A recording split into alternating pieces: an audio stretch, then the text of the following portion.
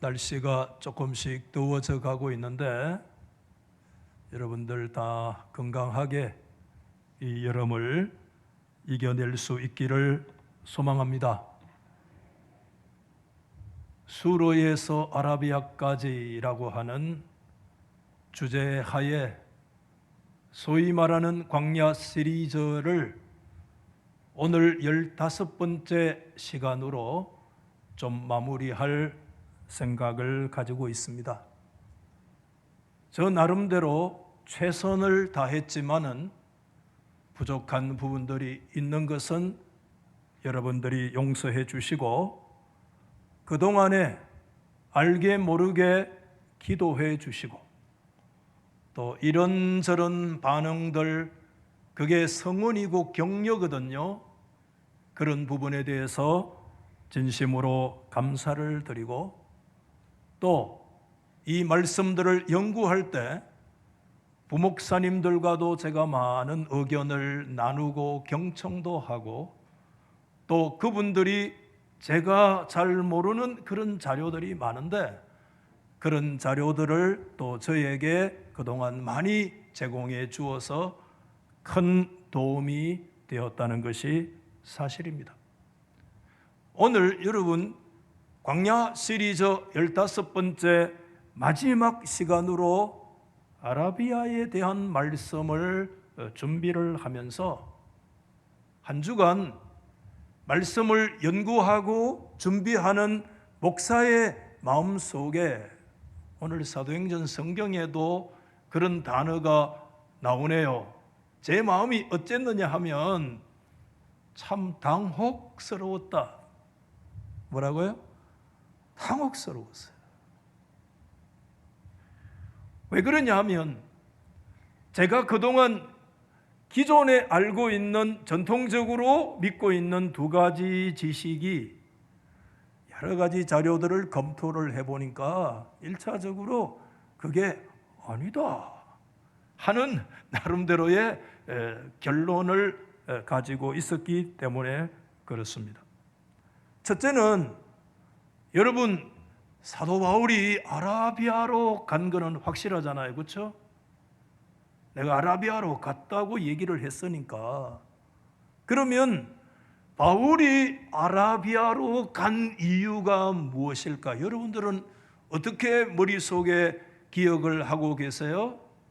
우리는 그래도 전통적으로 믿고 있는 바는 그가 예수님을 다메섹 도상에서 극적으로 만나 회심을 한 이후에 그 아라비아에 들어가서 약 3년여 정도의 삶을 본격적인 선교사로 활동하기 위해서 하나님 앞에 영적으로 깊은 묵상의 시간, 영적인 수련의 시간을 가졌다라고 하는 아라비아 묵상설이 우리의 마음속에 전통적으로 남아있는 것인데 1차적으로 그게 아니다 이렇게 얘기합니다.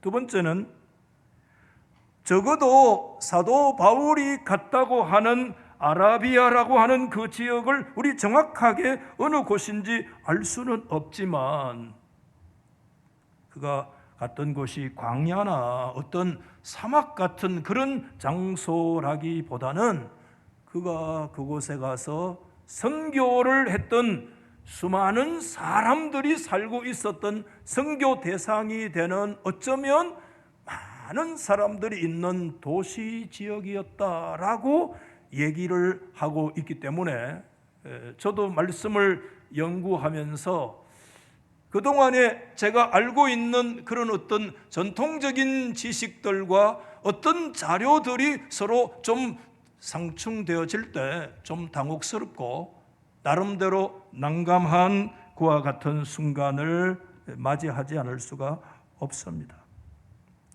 여러분 100주년 기념의 주석으로 갈라디아서를 기록했던 학자가 이렇게 단정적으로 직설하고 있어요.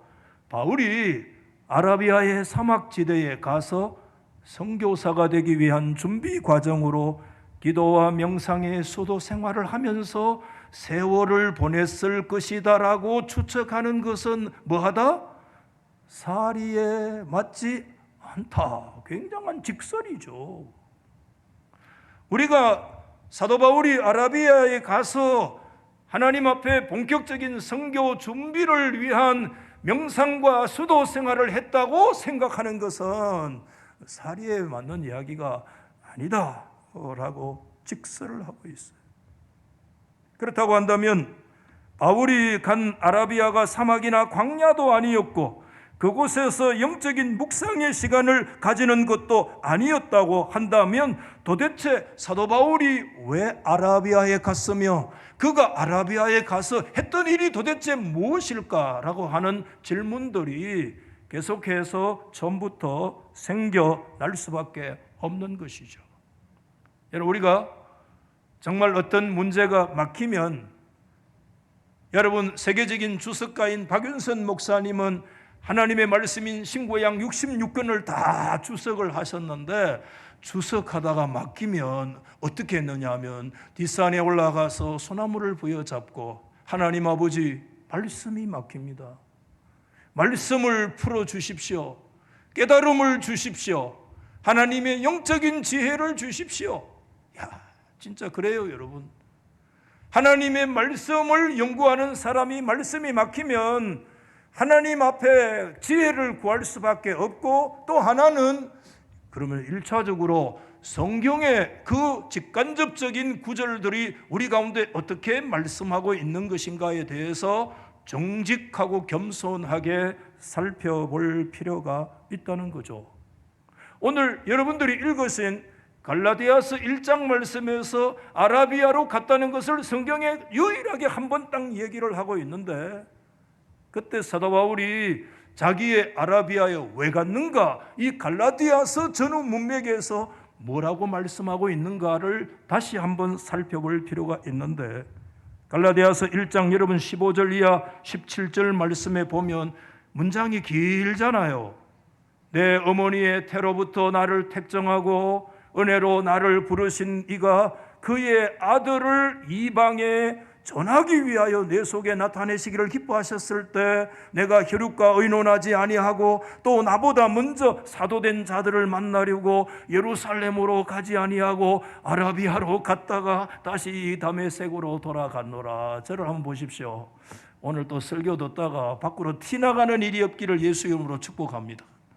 이 문장을 다시 한번 보여주시면, 오늘 이 문장 자체가 굉장히 15절 이하 17절이 거의 한 문장으로 되어 있는 복문으로 아주 복잡한 구조를 가지고 있는데, 핵심적인 요의를 딱 정리를 하면, 여러분 두 번째 줄에 그의 아들을 이방에 전하기 위하여 예루살렘으로 안 가고 어디로 갔다고요?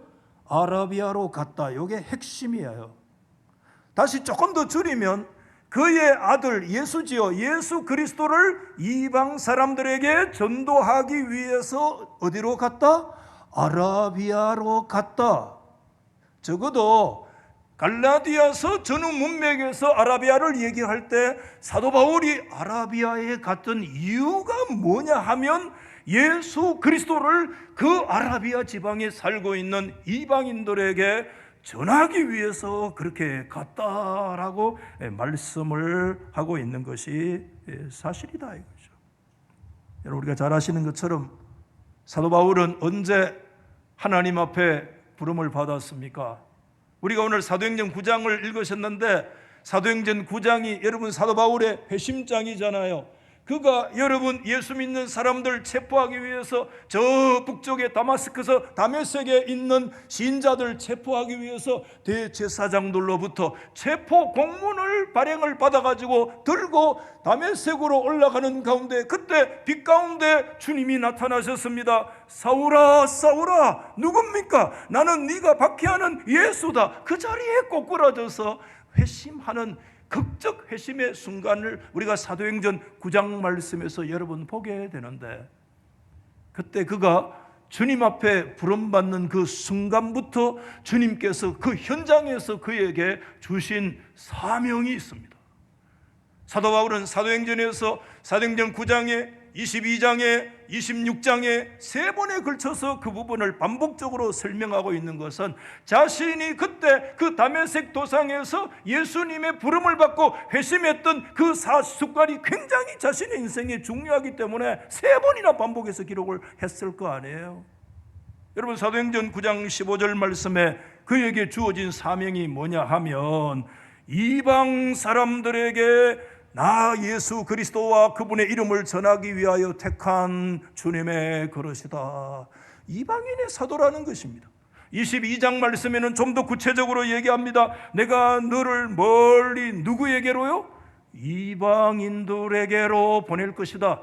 바울이 이스라엘 사람들에게도 복음을 전했지만 예수님께서 바울을 그 도상에서 선택하고 부르실 때 그에게 주어진 본연의 사명이 뭐냐 하면 이방인을 위한 사도로 하나님 앞에 부르심을 받은 하나님의 그릇이었다.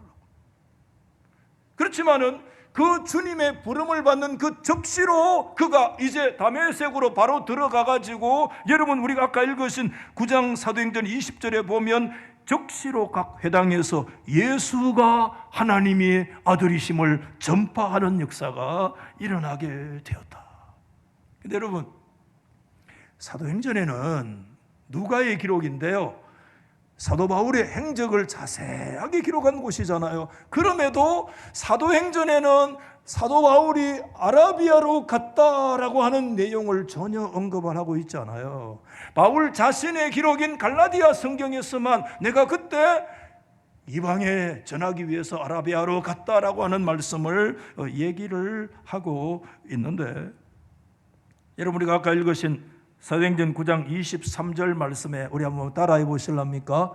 여러 날이, 말씀을 좀 받아 하시면 훨씬 더 좋아요. 여러 날이 지남에, 여러 날이 지났다는 것은 이게 뭐냐 하면 3년의 세월이 이미 지났다, 그런 뜻이에요. 사실 그게 학자들의 일반적인 견해예요. 그래서 여러분 아까 사도행전 9장 22절 말씀하고 23절 사이에 갈로를 이래 해가지고 거기에 3년경과 이렇게 써놓으면 훨씬 더 이해하기가 쉬워요. 9장 22절과 23절 사이에 이미 갈라디아서 1장에 말씀했던 사도 바울의 아라비아의 시간의 경과가 그 순간에 이미 이루어졌다라고 하는 것이 우리 학자들의 일반적인 증거라고 하는 사실이죠. 저를 한번 보십시오. 오늘 이런 질문이 생깁니다. 목사님, 그러면 혹시 성경 어디 다른 부분에 사도 바울이 아라비아에서 복음 전하러 갔다고 그러는데 선교했다고 하는 그런 뚜렷한 정자가 있습니까? 라고 여러분들이 질문을 하실지 몰라요. 여러분 우리가 아까 읽었던 사도행전 9장 말씀 뒷부분에 여러분 보시면 뭐가 있어요? 이미 그때 3년이 경과했잖아요. 아라비아를 다녀와서 그가 다시 온 것이 다메섹인데, 그 다메섹에 와 있을 때 어떤 일이 있었는가 하면 그 다메섹에 살고 있는 유대인들이 개교를 부려가지고 사울을 죽이려고 했어요. 얼마나 그것이 급했는지 사울이 들락거리는 성문 전체를 다 사람들을 두어서 지킬 정도로 굉장히 죽음의 위협 가운데 들게 되어졌을 때 어떤 일이 일어났어요? 유명한 사건이 일어났잖아요. 여러분 9장 25절 말씀에 보면 그의 제자들이, 이미 그때 사도 바울의 제자들이 있었습니다. 밤에 가만히 바울을 어디에 담아가지고요? 광주리에 담아가지고 내려가지고 사람들 눈에 피하지 않도록 해서 도망가도록 피신을 시켰던 그런 일들이 여러분 오늘 사도행전 9장 뒷부분에 우리가 읽으신 말씀 가운데 나타나잖아요. 여러분 성경을 좀 면밀하게 읽어보신 분들, 동일한 사건에 대한 기록인데 여러분 바울이 그 광주리에 담겨가지고 그 죽음의 위협에서 벗어났다고 하는 이 사실을 먼 훗날 다른 성경을 기록할 때요 한 번 더 이걸 상기해서 기록을 해요. 그게 언제냐면 고린도 교회에 편지할 때, 고린도 후서 여러분 11장 32절과 33절 말씀에 보면, 여러분 앞에 성경 한번 보십시오. 전혀 이런 구절이 나와요. 다메섹에서, 이 사도행전의 사건과 똑같아요. 아레다 왕의 고관이 나를 잡으려고 다메섹 성을 지켰으나 그때 어디로 도망갔다는 겁니까? 광주리를 타고 들창문으로 성벽으로 내려가 그 손에서 벗어났다. 여러분, 이 말씀의 밑에 내용을 보면 광주리 타고 창문을 통해서 달아 내려져서 도망감으로 살게 되었다는 것은 사도행전의 내용과 똑같은 사건이기 때문에 똑같은 내용의 기록이 있지만, 고린도 후서의 말씀에 자기가 직접 기록할 때는 여기에 전혀 새로운 정보를 우리 가운데 주는데, 거기에 뭐라고 되어 있어요? 오늘 그 구절에 보면 아레다 왕의, 여러분 그거 한번 다시 보여주시면, 아레다 왕의 고관이 나를 잡으려고 다메섹 성을 지켰다, 이렇게 말씀을 하고 있는 것이죠. 여러분, 오늘 용서하시고 말씀을 들으십시오. 목사님, 그러면 오늘 이 정말 많은 질문들이 생기는데, 여기에서 아레다 왕이라는 사람은 도대체 그러면 누구를 말하는 것이며, 두 번째, 그 아레다 왕과 사도 바울이 아라비아로 갔다는 사건이 도대체 무슨 상관이 있으며, 아니 도대체 왜 그 아레다 왕은 그 아라비아를 떠나서 이미 다메섹으로 피신 가 있는 그를 죽이려고 그 방백, 소위 말하는 암살조를 보내가지고 왜 그를 죽이려고 했던 일들이 왜 그랬을까 하는 이 문제들이 계속해서 꼬리에 꼬리를 물고 질문이 일어나고 있는 것이 사실입니다. 여러분, 한번 받아하십시다. 한번 다 받아보세요. 목사님 해봐요. 목사님, 아레다 왕은 도대체 어떤 인간입니까? 아레다 왕은 도대체 어떤 인간이냐? 여러분, 역사적으로 아레다 왕은 BC 주전 2세기에 지금의 요르단의 페트라를 수도로 하는 그 왕국이 있는데, 나바떼아 왕국의 역사의 인물의 아레타스 4세를 말해요. 아레타스 4세. 여러분, 그 아레타스 4세가 그 나바떼아라고 하는 왕국인 자신의 나라를 다스릴 때 나바떼아 왕국이 최전성기였습니다. 여러분, 우리가 성지순례를 가면 이스라엘만 가는 것이 아닙니다. 그 밑에 있는 요르단 암만 쪽으로 내려가서 어디로 가느냐면 유명한 유적지가 있어요. 요르단에 페트라라고 하는 유적지가 있어요. 제가 2004년도에 우리 달서교회 성도들과 함께 1차 소위 성지순례를 가서 그 요르단의 그 유명한 세계적인 유적지 페트라에 제가 한번 간 적이 있거든요. 한번 사진을 보여주시면, 우리 성도들 제일 왼쪽 뒤에 백장로님 서 계시고, 제일 저 오른쪽에 보면 빨간 모자 쓰시고 김명정 장로님도 계시고, 저 뒤에 있는 건물 저장소가 나바떼아 왕국의 수도인 페트라예요. 다른 사진 한번 더 보여주실랍니까? 저 뒤에 보이죠? 굉장히 그 사막 가운데 있는 그런 곳이거든요. 다른 장면 한번 더 보여주시면, 이 그림이잖아. 이게 유명한 그림인데, 이게 페트라인데, 페트라가 바로 어디냐? 나바떼아 왕국의 수도. 고린도후서 11장 32절에 아레다 왕이 다스렸던 그 왕국의 수도가 나바떼아인데, 그게 수도가 페트라인데, 저 그림이 바로 뭘 얘기하느냐 하면 그 당시 왕들의 저기 무덤입니다. 저 뽀끄만 게 저게 무덤이야. 그 무덤 안에 뭐 계속 들락거리고, 전 세계에서 저 무덤 보려고 이제 사람들이 막 몰려오는 그런 일들이 일어나게 되어졌잖아요. 그래서 여러분, 이 나바떼아 왕국의, 여러분 지도를 한번 보시면 이 영역이요 엄청났습니다. 앞에 지도가 보이죠? 지금 여러분 붉은 선으로 이렇게 줄이 쳐져 있고, 왼쪽에 저 시나이 반도까지 포함해가지고 점선으로 되어 있는데, 이거는 뭘 점선 얘기하느냐면, 어떤 때는 이 영역까지 나바떼아 왕국이 들어갔고 어떤 때는 들어가지 않았다, 그런 뜻이에요. 그러니까 최대의 판도를 가지고 있을 때 나바떼아 왕국의 그 영역이라는 것이 저 북쪽에 있는 다메섹이 들어갈 때도 있고 들어가지 않을 때도 학자들이 왔다 갔다 하는데, 수도가 밑에 페트라죠. 아까 본 그림이 있는 곳이죠. 옆에가 우리가 시내산이 흔히 있다고 지금까지 믿고 있는 시나이 반도, 이 전 영역이 바로 뭐냐 하면 나바떼아 왕국. 여러분, 오늘 고린도 후서에서 말씀했던 아레다 왕이 이때 최고의 전성기를 이루면서 4세로 다스릴 때에 그와 같은 순간이었다는 것이죠. 예수님 당시에 저 팔레스타인은요, 이 나바떼아 왕국에 들어간 적이 없어요. 예수님 당시에는 이스라엘이 쪼가리 나 있어요. 그래서 그 지역을 다스리는 사람들을 나누어서 다스린다고 분봉왕이라고 그랬어요. 그래서 북쪽에 있는 갈릴리와 베레아 지방을 다스리는 헤롯 1세의 아들 헤롯 안디바라고 하는 왕이 있었잖아요. 그는 저 북쪽 갈릴리 영역을 다스리고 있는데 그 헤롯 안디바가요, 여러분, 예수님께서 여우라고 얘기했던 그 헤롯 안디바가 누구와 결혼했느냐 하면 이 나바띠아 왕국의 아레타스 4세의 공주와 결혼을 했어요. 여러분 아시겠죠? 아레타스 4세가 헤롯 안디바의 장인이라, 그의 사위라. 정략적인 결혼일 수도 있죠. 그런데 여러분, 헤롯 안디바가 나중에 누구를 좋아합니까? 조카 딸이면서도 자신의 제수신 헤롯 필립의 아내인 헤로디아를 좋아하잖아요. 그러니까 그 공주와 이혼을 한 거야. 그래가지고 공주가 성질 나가지고 어디로 갔느냐면 친정으로 도망갔어요. 요즘도 성질 나면 친정으로 가잖아 가끔. 근데 막상 뭐 저도 옛날에 싸워보니까 친정으로 못 가더라고. 정작 싸우면 친정 못 간다 하더라고.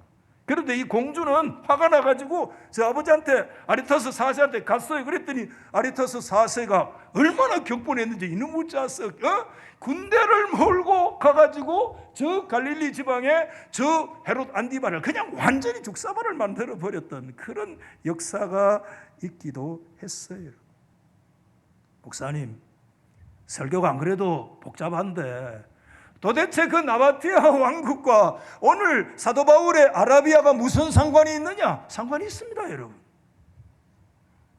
성경학자 데렉 토마스는 그의 성경 주석에서 딱 한 문장으로 이렇게 요약을 했는데, 뭐라고 요약을 하느냐 하면, 아라비아는 아레타스 4세가 통치한 나바띠안 왕국의 대체 용어였다. 여러분, 말이 굉장히 어렵게 되어져 있는데 쉽게 표현을 하면 아까 말씀드렸던 그 나바띠안 왕국의 영역이 광대했잖아요.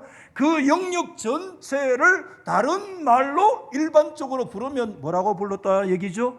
아라비아라고 불렀다는 거예요. 여러분, 이해되십니까?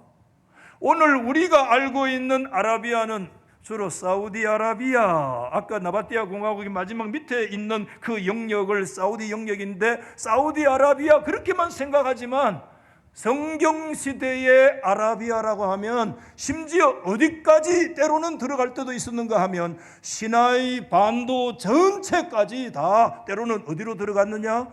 아라비아의 영역으로 들어갔다라고 하는 것을 때로 말씀하고 있어요. 그래서 여러분, 갈라디아서 3장 25절 말씀에 보면 사도 바울이 아라비아에 있는 시내산이다. 오늘날의 생각으로 시내산은 시나이 반도에 있지 아라비아하고는 전혀 관계없는 곳에 있는 것 같지만 나바띠아 왕국을 아라비아의 대체 용어라고 하는 사실을 우리가 생각을 한다면 어떨 때는 시나이 반도 전체도 뭐냐? 그게 전 영역이 아라비아의 영역이다. 아라비아라고 하는 것이 현대 우리가 생각하는 그런 개념과 전혀 다르다. 그래서 아까 그 지도 속에서 페트라 중심으로 있을 때 아라비아 페트라라고 그래요. 그 오른쪽에 있는 아라비아 데제르트라고 그래요. 오늘날 사우디에 있는 그것을 아라비아 펠릭스라고 그래요. 그 영역 전체를 우리는 흔히 뭐라고 얘기하느냐? 아라비아라고 얘기를 해요.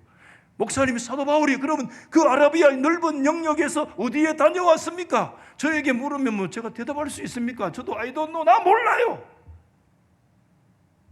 아마 생각을 해볼 때 추측하면 다메섹 그 영역이 아라비아에 들어갈 때도 있고 안 들어갈 때도 학자들마다 의견이 좀 다른데 다메섹의 어느 가까이에 있는 어느 영역에 아라비아에 있었지 않는가 하는 생각을 우리가 추측을 해볼 수가 있어요.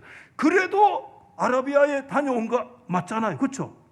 여러분, 중국 땅이 얼마나 넓어요? 얼마나 넓어요? 참 내몽고부터 시작해가지고 저 왼쪽에 운남성까지 전부 중국입니다. 그런데 저 운남성에, 여러분, 저 운남성에 다녀온 사람도 어디 갔다 왔다 합니까? 중국 갔다 왔다 하고, 저 동쪽 칭다오에 갔다 온 사람들도 너 어디 갔다 왔나 그러면 어디 갔다 왔다 그래요? 중국 갔다 왔다고 하는 것과 같아요. 사도 바울이 다녀온 아라비아가 구체적으로 어느 영역인가 우리가 알 수 없지만 그 넓은 아라비아의 어느 한 영역에서 활동을 했겠죠. 그 다녀온 것을 내가 아라비아로 갔고라고 하는 것을 우리가 생각을 해볼 수가 있습니다. 여러분 말씀을 조금씩 더 정리를 해가면 좋겠어요.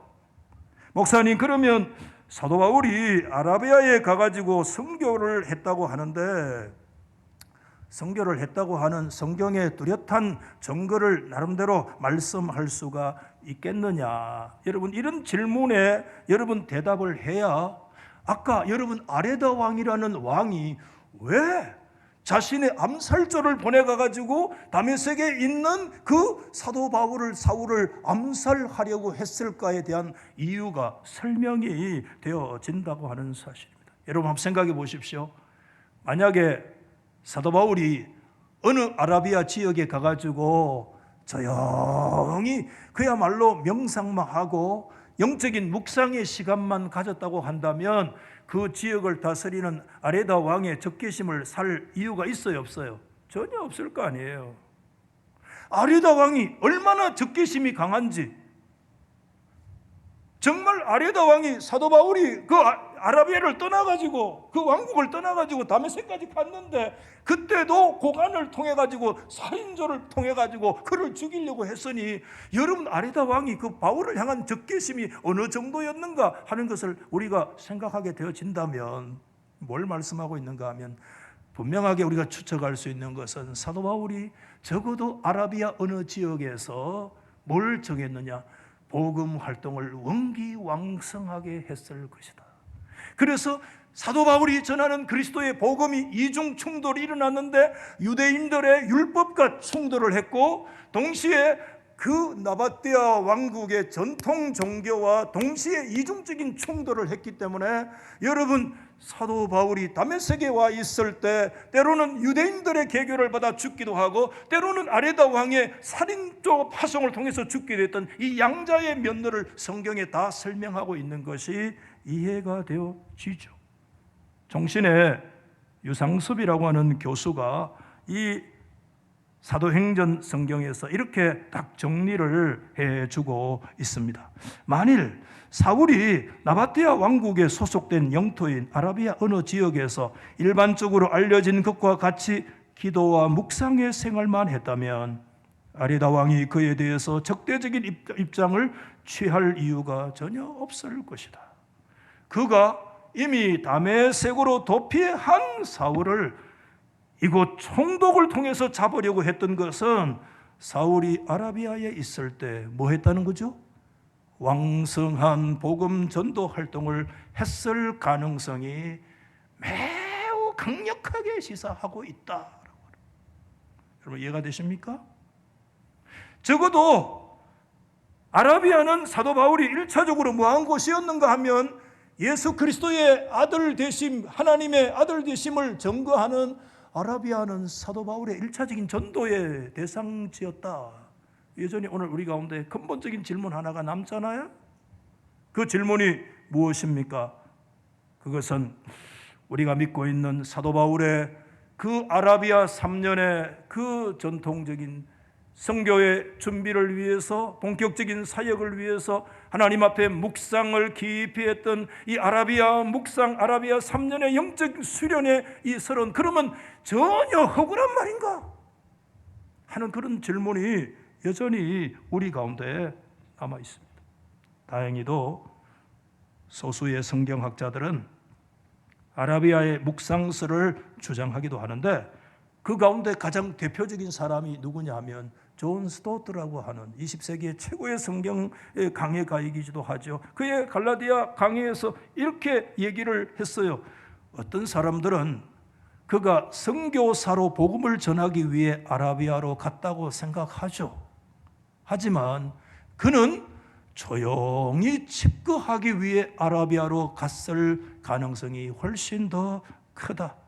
이렇게 한적한 곳으로 물러나 있는 시기 동안 그가 구약 성경과 자신이 이미 알고 있던 예수님의 삶과 죽음에 대한 사실들과 자신의 그 회심 경험을 묵상할 때 하나님의 은혜의 복음이 완전히 그에게 계시가 되어졌을 것이다. 아주 아라비아 3년 묵상서를 존 스타트 같은 분은 아주 강력하게 주장을 하고 있어요. 심지어 스타트는 이렇게까지 주장을 하고 있습니다. 뭐라고 얘기하느냐 하면 심지어 아라비아에서 그 3년이 예수님이 다른 사도들을 가르치셨던, 하지만 바울은 참여하지 못했던 그 3년을 의도적으로 채우는 것이었다. 다시 말하면 그는 광야에서 3년 동안 홀로 보낸 까닭에 자신만의 예수님을 알고, 여러분 이 말씀이 무슨 말이냐 하면 저를 보십시오.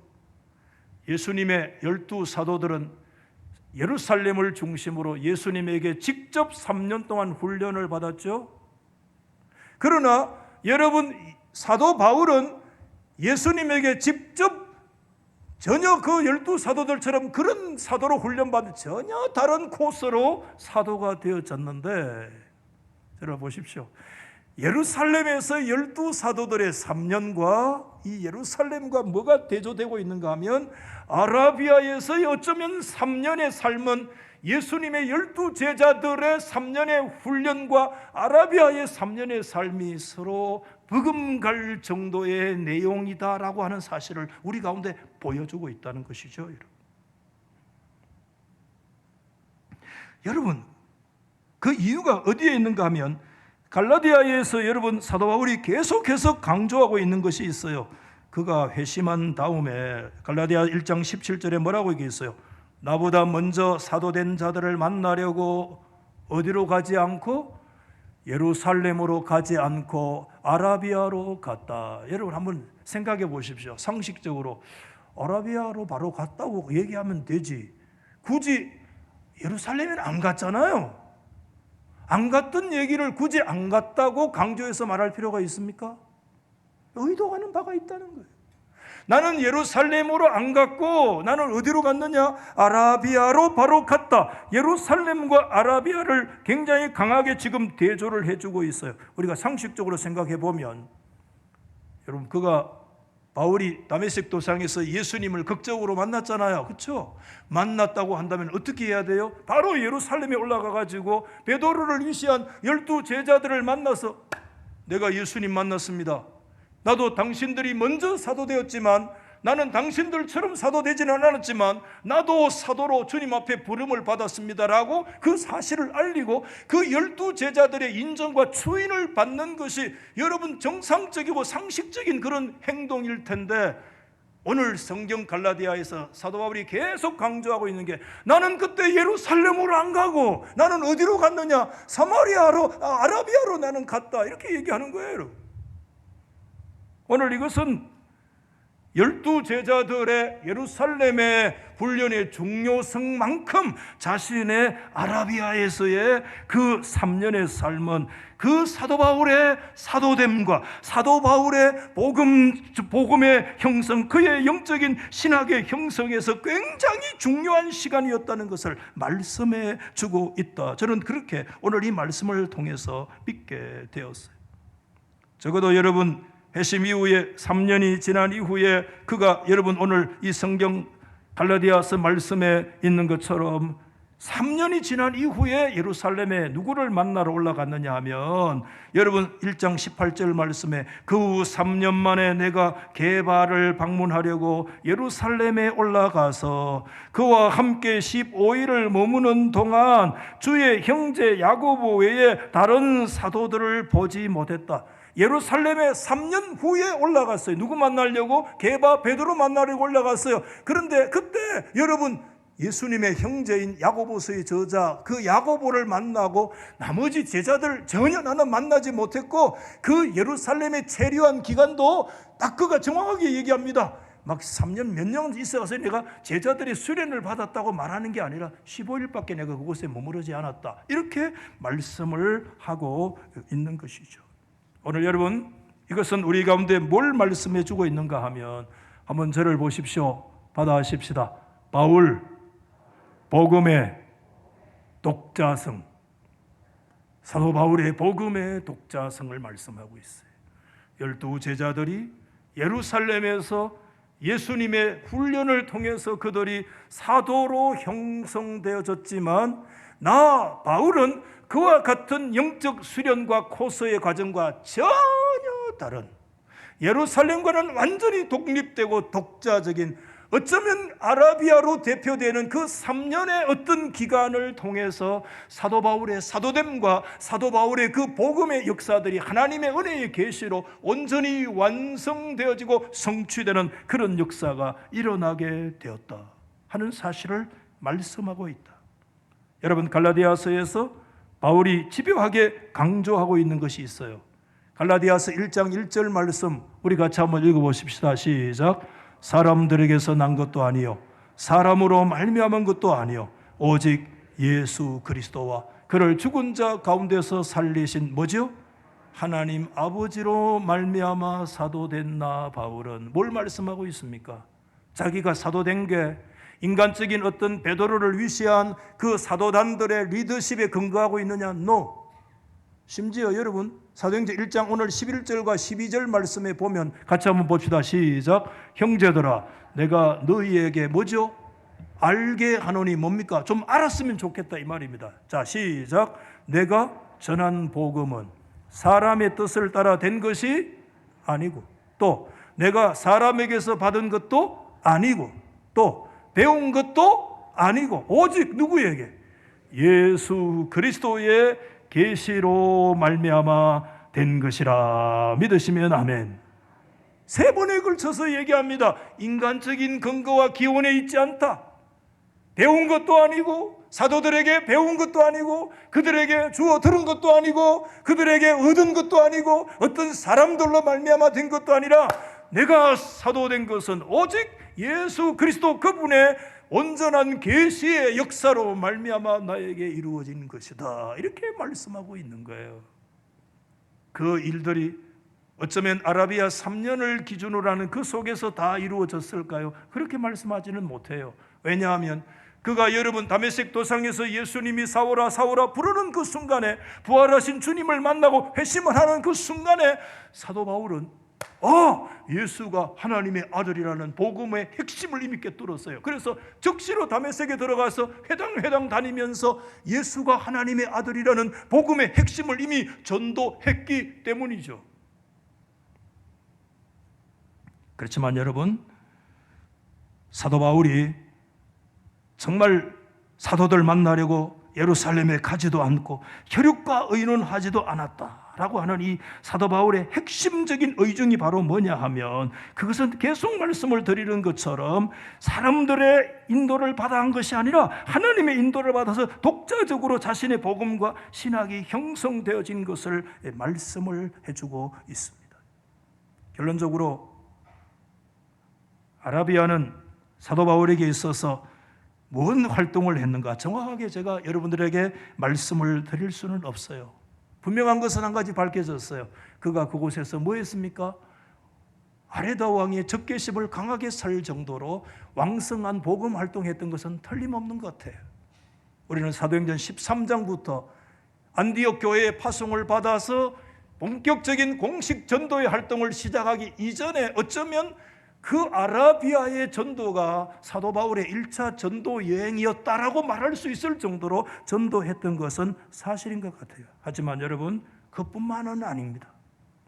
성경이 보여주는 사도 바울의 아라비아 전체가 보여주는 그림은 훗날 안디옥 교회의 파송을 받아서 그가 공식적으로 교회 선교사가 되기 위해 하나님의 계시와 하나님의 큰 은혜의 영적 묵상과 수련의 시간이었다라고 말씀을 드려도 틀림이 없다.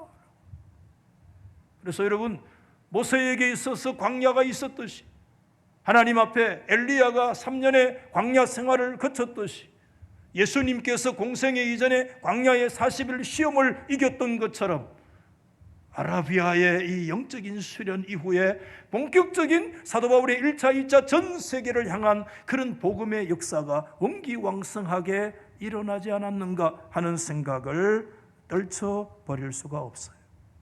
말씀을 마치면서 이 문제를 놓고, 오늘 여러분 좀 까다로웠죠? 이 문제를 놓고 한 주간 계속해서 하나님의 도움을 구하면서, 지혜를 구하면서 그렇게 기도를 하는 가운데 금요일 새벽에 하나님께서요, 저의 마음속에 그런 감동을 주셨어요. 야, 박 목사, 사도 바울의 아라비아의 의미가 뭔 줄 아느냐? 글쎄, 하나님, 그걸 제가 잘 이해를 못하고 당혹함에 사로잡혀서 한 주간 이 자료들을 들고 다니면서 봐도 뭔가 정리가 잘 안 됩니다. 그런 생각을 제가 가졌는데 그때 하나님이 제게 주시는 말씀이 그런 감동이 있어요. 한번 여러분 따라해 주시기 바랍니다. 바울의 광야는, 다 이제 결론입니다. 바울의 광야는 물리적 광야가 아니라 인생 광야다. 다시 한번 해보세요. 바울의 광야는 물리적 광야가 아니라 인생 광야다. 무슨 뜻입니까? 사도 바울이 예수 만나 회심한 이후에 즉시 아라비아로 갔던 그 순간부터 예수 믿는 성도로서 시작되는 그 아라비아로 시작되는 그의 삶이 시작되면서부터 뭐가 시작됐느냐? 계속해서 그가 마지막 순교하는 장면까지 그 인생 전체가 뭐였는가 하면 광야였다라고 하는 것입니다. 여러분 이 말씀 이해하십니까? 오늘 광야 시리즈는 사도 바울의 아라비아로 끝나는 문제가 아닙니다. 아라비아의 광야, 어쩌면 그가 갔던 아라비아가 우리가 흔히 생각했던 광야나 사막이 아닐 수도 있습니다. 사도 바울의 아라비아는 무슨 의미냐? 그것은 이스라엘 백성들이 정말 지나왔던 물리적으로 있는 그런 광야가 아니라 그것은 영적인 광야이며 하나님의 백성들이 걸어가야 할 인생 광야다. 너의 인생의 광야의 삶이 인생이 광야다. 광야는 한순간이 지나가는 그런 하나의 터널이 아니다. 광야는 잠시 마치는 학교가 아니다. 광야는 한순간 닦아 마치는 그런 코스가 아니다. 네가 예수를 만나 이 세상의 천국 가나안에 들어가는 순간까지 너의 생애 전생애가 광야인 것을 믿을지어다. 목사님, 오늘 마지막 결론에 낭망이 됩니다. 하루속히 광야를 벗어날 거라고 기대를 했는데 오늘 광야 시리즈 전체의 결론을 어쩌면 하나님은 이 아라비아를 통해서 저에게 주셨어요. 너의 광야는 물리적인 광야가 아니라 이 광야는 그것으로 끝나는 것이 아니라 그 광야는 지금 예수 믿고 있는 저와 여러분을 통해서 이 광야는 지금도 계속되어지고 있는 우리들의 삶의 영적 실존이다라고 주님은 이것을 우리 가운데 말씀해 주셨습니다. 여러분 믿습니까? 제가 이렇게 정했어요. 첫째 이렇게 정했어요. 받아하십시다. 인생이 광야다. 조금씩 차이가 있을 수 있어요. 희노애락이 있을 수 있어요. 그러나 여러분 기억하십시오. 인생 전체가 뭐냐 하면 광야입니다. 여러분, 광야입니다. 오늘 여러분 이 교회는 광야 에클레시아입니다. 광야 교회인 줄 믿으시기 바랍니다. 광야를 벗어나려고 하면 여러분 벗어날 수 없습니다. 미안하지만 우리의 인생 전체가 광야이기 때문에 그리스도인들의 삶은 예수 영접하는 그 순간부터 우리가 천국 가는 그 순간까지 우리의 광야 인생 전체는 광야입니다.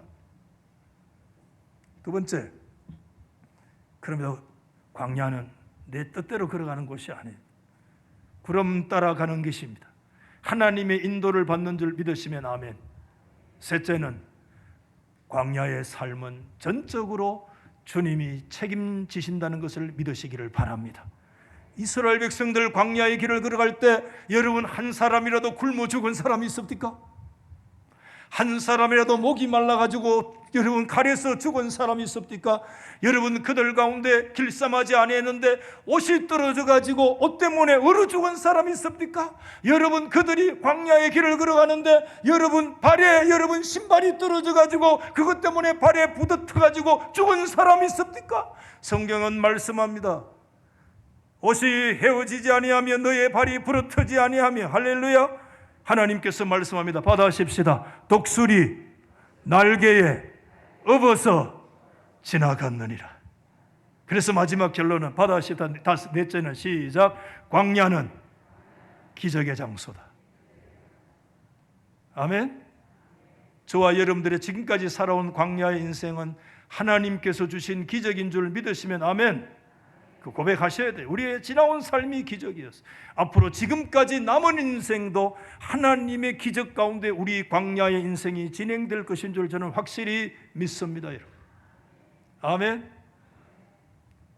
부족한 사람을 통해서 15절 광야 시리즈를 우리가 말씀을 받았는데, 코로나의 그 엄중한 상황 속에서도 정말 광야의 믿음의 여정에 참여하신 분들 감사와 축복을 드리면서, 하나님께서 마지막 이사야 43장 19절 뭐라고 말씀했어요? 같이 읽고 마칩니다. 시작. 보라, 내가 새 일을 행하리니 이제 나타낼 것이라. 너희가 그것을 알지 못하겠느냐? 반드시 내가 광야의 길을, 사막의 강을 내리니 장차 들짐승 곧 성냥이와 타조도 나를 존경할 것은 내가 광야의 물을, 사막의 강들을 내어 내 백성 내가 택한 자에게 마시게 할 것임이니라. 할렐루야. 우리 광야 끝나지 않아요. 우리 인생 전체가 광야입니다. 천국에 들어가는 순간까지 우리는 광야의 길을 걸어갑니다. 그러나 우리 하나님이 광야의 길에 책임져 주실 줄 믿습니다. 그 길이 하나님이 인도하시기 때문에 우리의 광야의 길은 기적의 길이며, 사막의 광을 하나님께서 광야의 길을 내시는 이 기적의 생수를 마시면서 승리의 길을 걸어가실 수 있기를 예수 그리스도의 이름으로 축복합니다. 오늘 여러분